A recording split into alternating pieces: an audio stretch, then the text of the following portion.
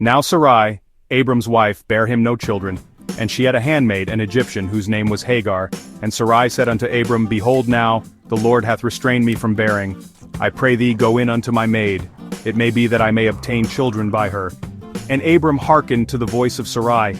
And Sarai, Abram's wife, took Hagar her maid the Egyptian, after Abram had dwelt 10 years in the land of Canaan, and gave her to her husband Abram to be his wife. And he went in unto Hagar, and she conceived. And when she saw that she had conceived, her mistress was despised in her eyes. And Sarai said unto Abram, My wrong be upon thee.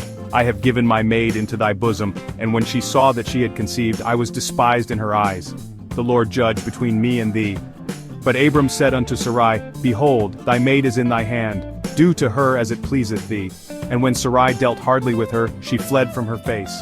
And the angel of the Lord found her by a fountain of water in the wilderness, by the fountain in the way to Shur. And he said, Hagar, Sarai's maid, whence camest thou, and whither wilt thou go? And she said, I flee from the face of my mistress Sarai. And the angel of the Lord said unto her, Return to thy mistress, and submit thyself under her hands. And the angel of the Lord said unto her, I will multiply thy seed exceedingly, that it shall not be numbered for multitude. And the angel of the Lord said unto her, Behold, thou art with child, and shalt bear a son, and shalt call his name Ishmael, because the Lord hath heard thy affliction. And he will be a wild man, his hand will be against every man, and every man's hand against him, and he shall dwell in the presence of all his brethren.